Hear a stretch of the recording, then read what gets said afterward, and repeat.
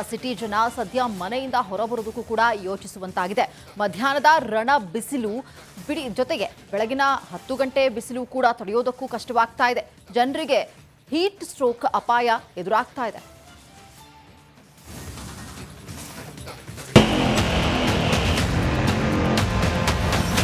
ನಾವಿಂಗ್ ನಡೆಯಕ್ಕಾಗ್ತಿಲ್ಲ, full ಬಿಸಿಲಿದೆ. Shivaratri ಮುಂಚೆನೆ ತುಂಬಾ ಬಿಸಿಲಾಗ್ತಿದೆ. ಅಬ್ಬಾ ಏನ್ ಬಿಸಿಲು, ಆಗ್ಲೇ ಬೇಸಿಗೆ ಕಾಲ ಶುರುವಾಯ್ತಾ? ಹೀಗೊಂದು ಕನ್ಫ್ಯೂಷನ್ ಸಿಲಿಕಾನ್ ಸಿಟಿ ಜನರನ್ನ ಕಾಡ್ತಿದೆ. ಮಾರ್ಚ್ ತಿಂಗಳಲ್ಲಿ ಅಧಿಕೃತವಾಗಿ ಆರಂಭವಾಗಬೇಕಿದ್ದ ಬೇಸಿಗೆ ಫೆಬ್ರವರಿ ಮೊದಲ ವಾರಕ್ಕೆ ಕಾಲಿಟ್ಟಿದೆ.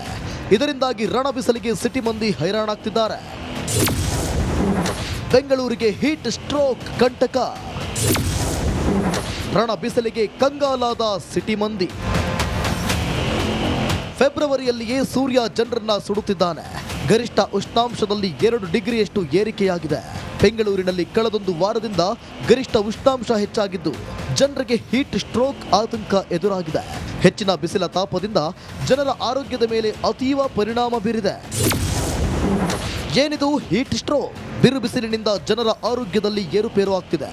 ದೇಹದ ಉಷ್ಣತೆ 40 ಡಿಗ್ರಿ ಸೆಲ್ಸಿಯಸ್ಗಿಂತ ಹೆಚ್ಚಾದರೆ ಸಮಸ್ಯೆ ಆಗುತ್ತೆ. ತಾಪಮಾನ ಹೆಚ್ಚಳದಿಂದ ಅತಿಯಾದ ಸುಸ್ತು, ಜೊತೆಗೆ ಮೈ ಚರ್ಮ ಕೆಂಪಾಗುವುದು, ಮೈ ಮೇಲೆ ಕೆಂಪುಗುಳ್ಳೆ, ತಲೆ ತಿರುಗುವಿಕೆ, ದೃಷ್ಟಿ ಮಂದ ಹೀಟ್ ಸ್ಟ್ರೋಕ್ ಲಕ್ಷಣಗಳಾಗಿವೆ. ಈ ಸಿಚುವೇಶನ್ ನೋಡಿದ್ರೆ ಮುಂದೆ ಏನಾಗುತ್ತೆ ಅಂತ ಗೆಸ್ಸೇ ಮಾಡೋಕ್ಕಾಗ್ತಾ ಇಲ್ಲ. ಆ ರೀತಿ ಇದೆ. ಹೀಗೆ ತಡ್ಕೊಳಕ್ಕಾಗ್ತಿಲ್ಲ ಜನ. ಮುಂದೆ ಹೋಗ್ತಾ ಹೋಗ್ತಾ ಏನು ಮನೆಯಿಂದ ಈಚೆಗೆ ಬರೋಕ್ಕಾಗ್ದಿರೋ ಪರಿಸ್ಥಿತಿ ಬಂದರೂ ಬರ್ಬೋದು.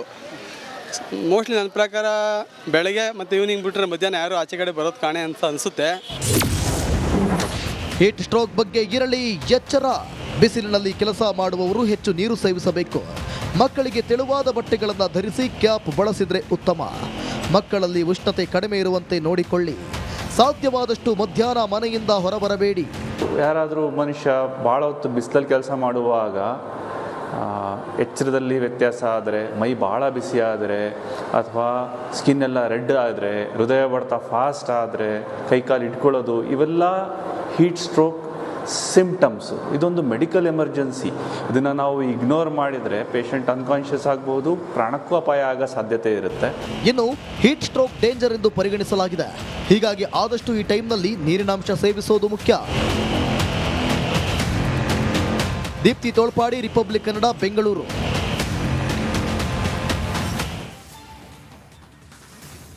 ಸಿಟಿ ಜನ ಸದ್ಯ ಮನೆಯಿಂದ ಹೊರಬರೋದಕ್ಕೂ ಕೂಡ ಯೋಚಿಸುವಂತಾಗಿದೆ.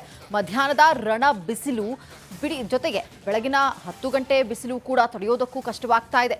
ಜನರಿಗೆ ಹೀಟ್ ಸ್ಟ್ರೋಕ್ ಅಪಾಯ ಎದುರಾಗ್ತಾ ಇದೆ.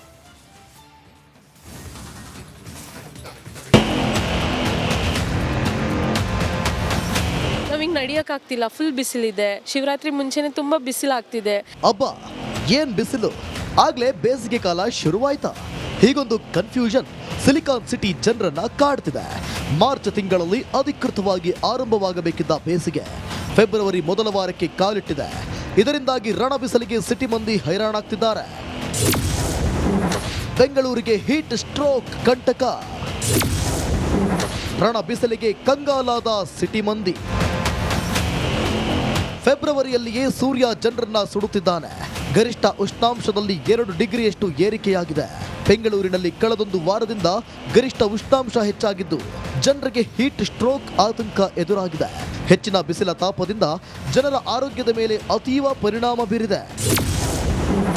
ಏನಿದು ಹೀಟ್ ಸ್ಟ್ರೋಕ್? ಬಿರು ಬಿಸಿಲಿನಿಂದ ಜನರ ಆರೋಗ್ಯದಲ್ಲಿ ಏರುಪೇರು ಆಗ್ತಿದೆ. ದೇಹದ ಉಷ್ಣತೆ 40 ಡಿಗ್ರಿ ಸೆಲ್ಸಿಯಸ್ಗಿಂತ ಹೆಚ್ಚಾದರೆ ಸಮಸ್ಯೆ ಆಗುತ್ತೆ.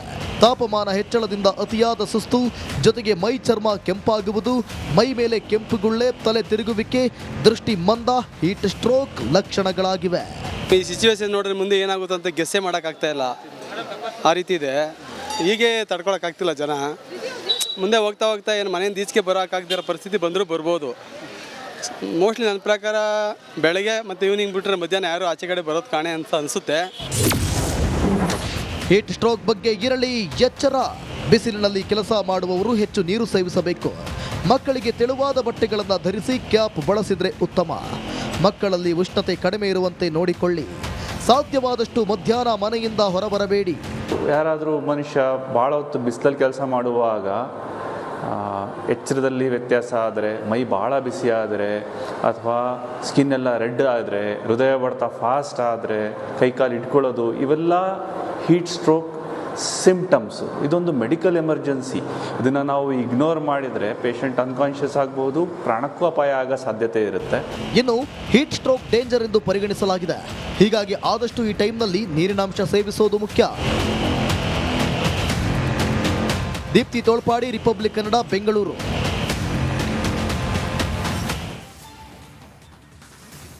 ಆ ಸಿಟಿ ಜನ ಸದ್ಯ ಮನೆಯಿಂದ ಹೊರಬರೋದಕ್ಕೂ ಕೂಡ ಯೋಚಿಸುವಂತಾಗಿದೆ. ಮಧ್ಯಾಹ್ನದ ರಣ ಬಿಸಿಲು ಜೊತೆಗೆ ಬೆಳಗಿನ 10 ಗಂಟೆ ಬಿಸಿಲು ಕೂಡ ತಡೆಯೋದಕ್ಕೂ ಕಷ್ಟವಾಗ್ತಾ ಇದೆ. ಜನರಿಗೆ ಹೀಟ್ ಸ್ಟ್ರೋಕ್ ಅಪಾಯ ಎದುರಾಗ್ತಾ ಇದೆ.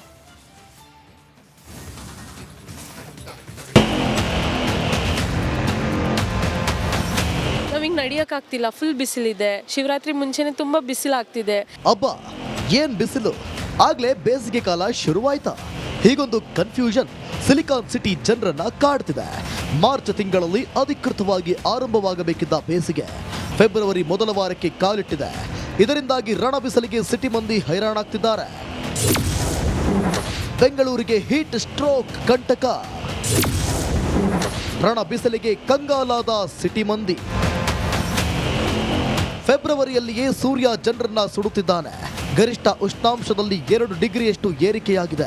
ಬೆಂಗಳೂರಿನಲ್ಲಿ ಕಳೆದೊಂದು ವಾರದಿಂದ ಗರಿಷ್ಠ ಉಷ್ಣಾಂಶ ಹೆಚ್ಚಾಗಿದ್ದು ಜನರಿಗೆ ಹೀಟ್ ಸ್ಟ್ರೋಕ್ ಆತಂಕ ಎದುರಾಗಿದೆ.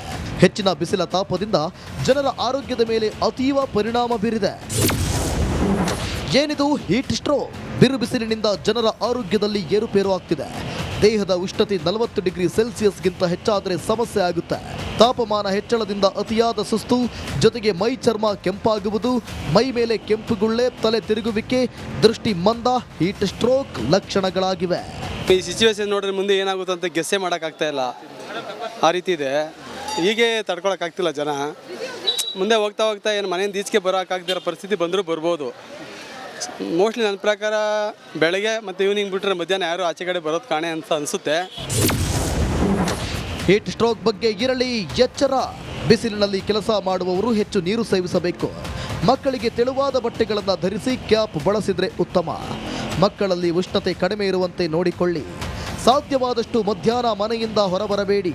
ಯಾರಾದರೂ ಮನುಷ್ಯ ಭಾಳ ಹೊತ್ತು ಬಿಸಿಲಲ್ಲಿ ಕೆಲಸ ಮಾಡುವಾಗ ಎಚ್ಚರದಲ್ಲಿ ವ್ಯತ್ಯಾಸ ಆದರೆ, ಮೈ ಭಾಳ ಬಿಸಿ ಆದರೆ, ಅಥವಾ ಸ್ಕಿನ್ ಎಲ್ಲ ರೆಡ್ ಆದರೆ, ಹೃದಯ ಬಡ್ತ ಫಾಸ್ಟ್ ಆದರೆ, ಕೈಕಾಲು ಇಟ್ಕೊಳ್ಳೋದು, ಇವೆಲ್ಲ ಹೀಟ್ ಸ್ಟ್ರೋಕ್ ಸಿಂಪ್ಟಮ್ಸು. ಇದೊಂದು ಮೆಡಿಕಲ್ ಎಮರ್ಜೆನ್ಸಿ. ಇದನ್ನು ನಾವು ಇಗ್ನೋರ್ ಮಾಡಿದರೆ ಪೇಷಂಟ್ ಅನ್ಕಾನ್ಷಿಯಸ್ ಆಗ್ಬೋದು, ಪ್ರಾಣಕ್ಕೂ ಅಪಾಯ ಆಗೋ ಸಾಧ್ಯತೆ ಇರುತ್ತೆ. ಇನ್ನು ಹೀಟ್ ಸ್ಟ್ರೋಕ್ ಡೇಂಜರ್ ಎಂದು ಪರಿಗಣಿಸಲಾಗಿದೆ. ಹೀಗಾಗಿ ಆದಷ್ಟು ಈ ಟೈಮ್ನಲ್ಲಿ ನೀರಿನಾಂಶ ಸೇವಿಸೋದು ಮುಖ್ಯ. ದೀಪ್ತಿ ತೋಳ್ಪಾಡಿ, ರಿಪಬ್ಲಿಕ್ ಕನ್ನಡ, ಬೆಂಗಳೂರು.